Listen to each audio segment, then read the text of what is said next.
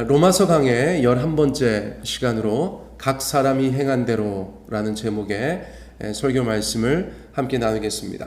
자, 최근에 본문들을 저희가 다루고 있는데요. 하나님을 떠난 자들은 유대인이나 이방인이나 할 것 없이 모두 죄인이라고 말씀하고 있어요. 하나님 앞에서 죄인이다.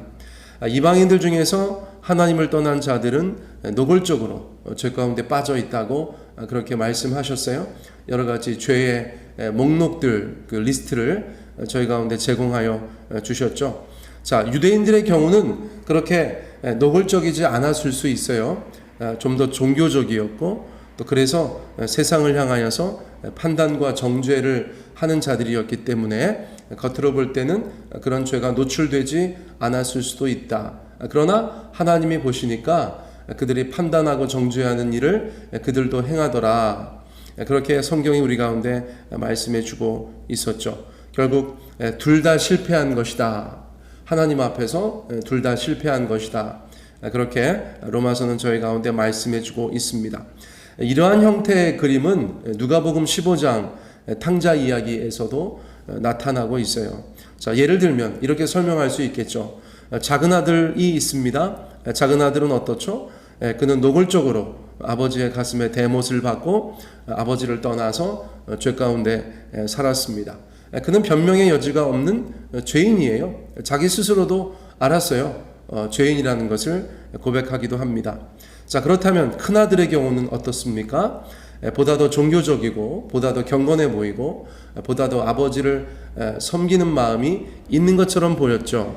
그런데 물리적으로는 아버지 곁에 남아 있었을지 모르겠지만 심정적으로는 아버지를 섬기고 아버지의 뜻을 존중하는 것 같았던 그의 외적인 모습과는 달리 아버지의 마음을 전혀 헤아리지 못하고 결국은 아버지 앞에서 또 다른 모양의 죄를 짓는 그런 모습을 성경이 우리 가운데 말씀해 주고 있어요. 자, 그러니까 앞서 말씀드린 로마서의 죄인에 대한 여러 가지 이야기들과 누가복음 15장에서 등장하는 둘째 아들과 맏아들의 이야기는 묘하게 그렇게 통하는 면이 있다는 것을 저희가 알게 되는 것입니다.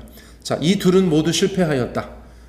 유대인이나 이방인이나 모두 실패하였다. 그것을 저희가 마음에 두고 이제 오늘의 내용, 이어지는 내용으로 넘어가 보도록 하겠습니다.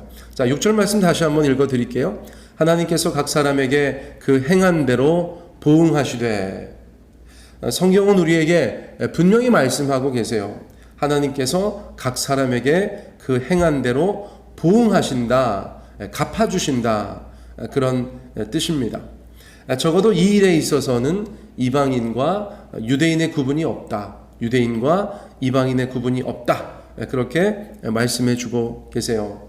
자, 우리들 가운데 적용한다면 인생의 각자의 행실은 스스로 책임지는 것이다. 세상 속에서 무엇보다 하나님 앞에서 각자의 행한 대로 보응하시기 때문에 우리가 그것을 분명히 기억해야 한다는 것입니다.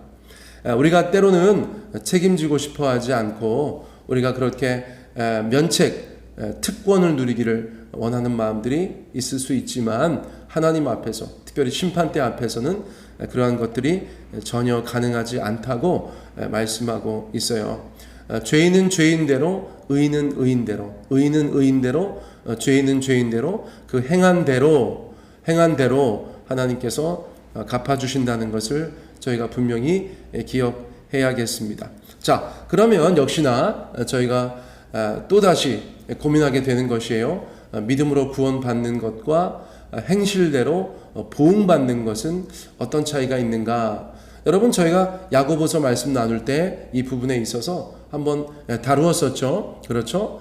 예를 들면 어떤 분은 또 이렇게 설명하시던데, 사과나무가 있어요. 사과나무에 사과가 있는데 사과는 사과나무에 생명을 주진 못하죠. 그렇죠? 오히려 사과나무가 사과에 생명을 주어서 열매를 맺은 것인데 그 사과는 사과나무에 생명을 주지 못할지언정 사과나무에 생명이 있다는 것을 나타내는 증거가 된다. 이렇게 말씀하셨어요. 자, 믿음과 행함의 그 관계 어떤 것입니까? 자, 행함이 믿음 자체는 아닐지어도 믿음이 있다는 것을 행함을 통해서 보일 수 있다. 저희가 그렇게 이해할 수가 있겠습니다.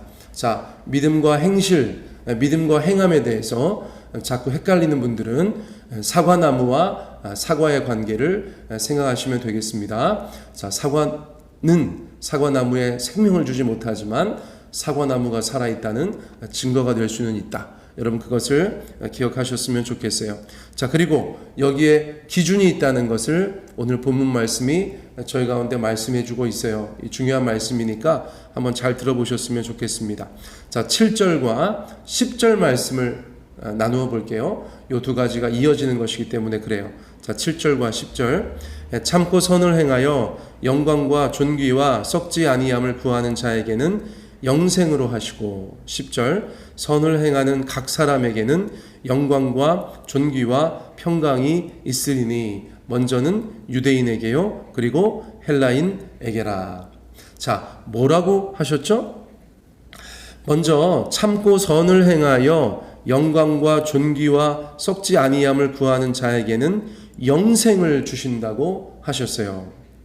자, 영생을 주신다고 하시는 말씀이니까 저희가 이것을 잘 보고 그대로 믿고 하나님 앞에서 그 영생을 취하는 자들이 되어야겠죠. 자, 오늘의 말씀 이 부분은 두 부분으로 나눌 수가 있을 것 같아요. 자, 먼저는 무엇인가? 참고 선을 행하는 것, 참고 선을 행하는 것을 말씀하고 있고, 자, 두 번째 파트에서는 영광과 존귀와 썩지 아니함을 구하는 것을 말씀해 주고 있어요. 자, 앞에 것 참고 선을 행한다는 것은 무엇인가? 자, 풀어서 말씀드릴게요. 하나님 보시기에 지속적으로 경건하게 사는 것입니다. 하나님 보실 때 지속적으로 경건하게 사는 것이에요. 자, 참고 선을 행한다는 것은 오늘날 우리가 이해하기 쉬운 말로 하면 하나님 보시기에 지속적으로 계속하여서 경건하게 그 믿음을 가지고 살아가는 것을 말씀하고 있어요. 그런 신자들을 또한 말씀하고 있어요. 자, 그러면 두 번째, 영광과 존귀와 불멸을 구하는 것은 어떤 뜻일까요? 여러분, 영광, 존귀, 불멸 이런 단어들은 하나님께 속한 단어들이에요. 그렇죠? 하나님의 영광, 하나님의 존귀하심, 하나님의 불멸성, 이 모든 것들은 하나님의 것들이에요. 그래서 이러한 것들을 구한다는 것은 하나님을 구하는 것과 다르지 않습니다. 이거는 성경에서 그렇게 이해하고 있었던 것들이죠. 자, 그러므로 영광과 존귀와 불멸을 구한다는 것은 하나님을 구하는 것이다.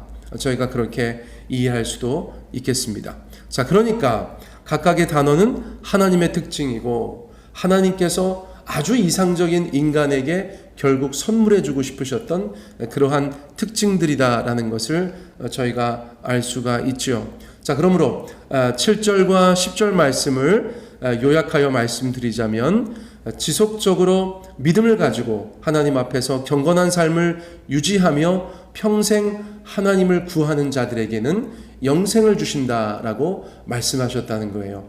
그냥 믿으면 구원받는다 이렇게 이해해도 되지만 조금 더 상세하게 들어가면 제가 지금 말씀드린 것처럼 그러한 신자의 삶을 통하여서 하나님께서 우리 가운데 영생을 주시겠다고 약속하신 것을 저희가 알게 됩니다. 여러분, 저희가 영생을 사는 자들이 되고자 할 때 이 말씀을 분명히 기억하셔야겠어요. 그냥 저 예수님 믿어요. 그 믿음으로만, 그 고백으로만 여러분 충분하다고 생각하지 마시고 우리의 구원을 이루어 간다는 측면에서 지속적인 신앙의 유지, 또 경건함의 유지, 또 하나님을 구하는 삶, 그런 인생, 여러분 이런 것에 대해서도 더 깊은 관심을 갖게 되시기를 축복합니다. 자, 그런데 이러한 것들이 어떻게 드러난다고 합니까? 먼저는 유대인에게요, 그리고 헬라인에게라. 자, 전혀 누구에게도 예외가 없이 모든 인류에게, 그런 자들에게 영생이 주어진다는 것을 말씀하고 있어요. 자, 그렇다면 8절과 9절은 반대의 경우를 이야기해 주고 있겠죠. 대꾸법이라고 이야기할 수 있어요. 그렇게 반대의 이야기를 해주고 있습니다. 자, 8절과 9절 말씀 같이 읽습니다. 시작.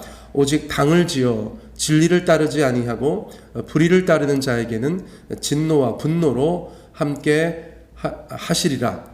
악을 행하는 각 사람의 영에는 환난과 곤고가 있으리니 먼저는 유대인에게요 그리고 헬라인에게며. 자, 앞서서는 저희가 영생을 소유할 자들이 어떤 삶을, 어떤 신앙을 견지하여 가는가, 그것을 나누었다면 8절과 9절에서는 그 반대, 하나님의 진노와 분노를 맞닥뜨리게 될 사람들은 누구인가 말씀해 주고 있어요. 자, 8절에서 뭐라고 말씀하십니까? 오직 당을 지어 진리를 따르지 않고 불의를 따르는 자들이라고 말씀하셨어요. 자, 진리를 따르지 않고 불의를 따르는 자, 앞서 이야기한 것과 반대가 되는 자이겠죠. 하나님의 진리를 따르지 않고 의로우신 하나님과 대적하는데 어떻게 영생을 얻을 수가 있겠어요? 충분히 이해가 되시죠? 자, 그런데 앞에 당을 지어라는 말은 무엇일까요? 무슨 편가르기 하는 걸까요? 아니면 정말 어떤 분파를 만들어서 활동하는 사람들을 뜻하는 것일까요? 이거는 조금 번역이 어렵게 됐는데 원래의 뜻은 이기적인 욕심으로 행동하는 것입니다. 자, 이거 중요한 것이에요. 이기적인 행동으로, 이기적인 욕심으로 행동하는 것이에요. 그러니까 하나님 앞에서 하나님을 중심으로 생각하고 사는 것이 아니라 나 중심으로 생각하고 사는 것, 그것이 한국말 성경에서는 당을 지었다라고 번역이 되었는데 본래의 의미는 이기적인 욕심으로 행동하는 것이다. 이거 여러분 꼭 기억해 주시면 좋겠어요. 그 성경 옆에다가 적어 두셔도 좋겠어요.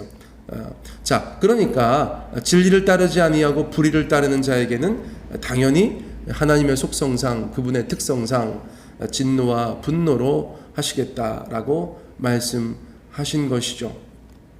자, 이것 또한 먼저는 유대인에게요 그리고 헬라인에게라고 말씀하셨어요. 하나님의 백성으로서 구원의 기회도 먼저 있었던 유대인은 역시나 하나님 앞에서 심판도 먼저 받는다, 그렇게 이해할 수도 있겠고요. 아니면 모든 인류는 같은 조건에서 하나님 앞에 그 행한 대로 보응받는다, 그렇게 이해하셔도 좋겠습니다. 자, 마지막 9절입니다. 11절. 이는 하나님께서 외모로 사람을 취하지 아니하심이라. 11절이 오늘 나누었던 말씀들 중에서는 이제 가장 핵심적인 구절이라고 할 수가 있습니다. 유대인이나 이방인이나 차별을 두지 않고 행한 대로 갚아주시는 하나님, 그 하나님은 외모로 사람을 취하지 아니하신다, 그렇게 말씀하셨어요. 세 번역에서는 하나님께서는 사람을 차별함이 없이 대하시기 때문입니다 라고 말씀해 주셨습니다. 제가 여러 차례 말씀드렸지만 외모로 사람을 취한다는 것은 우리의 얼굴로 사람을 취한다, 그런 뜻이 아니고 겉모습으로, 그렇죠? 조건으로 사람을 취하지 않는다, 또 그것을 가지고 차별하지 않는다, 그런 뜻이에요. 여러분 이 또한 늘 기억해 주시면 좋겠어요. 자, 그러니까 외모로 사람을 취하지 않으시니까, 인간적인 것으로 차별하지 않으시니까 하나님 앞에서 중요한 것은 어떤 성별이나 인종이나 교육의 정도나 재산의 정도나 성격이나 기타 등등 여러 가지 것들이 아니고 우리가 무엇을 행하는가다. 그렇죠? 믿음의 기반을 둔, 우리 각자의 믿음의 기반을 둔 어떤 행함을 따라서 하나님께서는 우리 가운데 갚아주시지 외적인 것을 통해서 그것을 가지고 차별하지 않으신다는 것을 말씀해주고 있는 거예요. 그러니까 우리의 바른 신앙, 하나님 앞에서 하나님을 추구하는 삶, 이러한 것이 얼마나 중요한지 저희가 오늘의 말씀을 통해서 다시 한번 확인하게 되는 것입니다. 사랑하는 성도님들, 하나님과 좋은 관계를 맺으려고 어떤 결심을 하고 계세요? 또 어떤 믿음을 여러분들 가지고 계세요? 또 그리고 그 믿음의 기반을 둔 어떤 행함을, 어떤 삶을 살아가고 계세요? 여러분, 그것이 우리 인생 가운데에서는 가장 중요한 것일지 모른다. 여러분, 오늘 말씀이 저희 가운데 그렇게 이야기해 주고 있습니다. 오늘 말씀 그대로 우리 하나님 앞에서 참으로 하나님을 구하고 또 하나님 앞에 온전히 주님만을 바라보는 지속된 신앙을 가지고 경건의 삶을 살아가는 저와 여러분 되시기를 예수님의 이름으로 축복합니다.